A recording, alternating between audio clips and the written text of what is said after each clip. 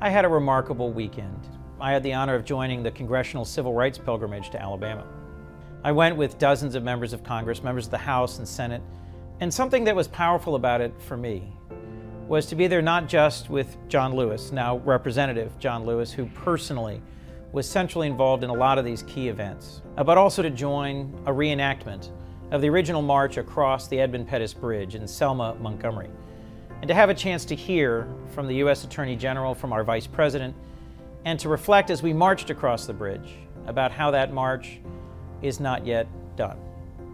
The Voting Rights Act of 1965 was passed in large part because of the national outpouring of emotion after Bloody Sunday, after the peaceful marchers that included priests and nuns, volunteers and neighbors from all over Selma and around the country who were confronted by hundreds of troopers and guardsmen who bloodied them and chased them back to Brown Chapel AME Church, where they started their march and where we worshiped Sunday.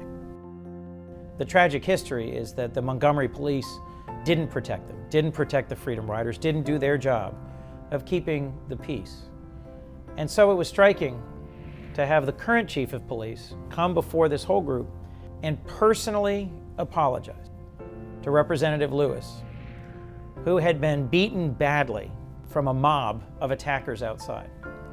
He asked for forgiveness from Representative Lewis, and he offered him his own badge as a sign of respect and as a gesture of hope for real reconciliation.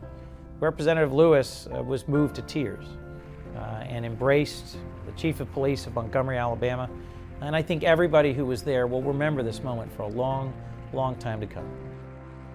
It is my hope that the Supreme Court of the United States will not overturn that Voting Rights Act of 1965. But if they do, I'm determined to take what steps we must to ensure that the voting rights of Americans continue to be protected.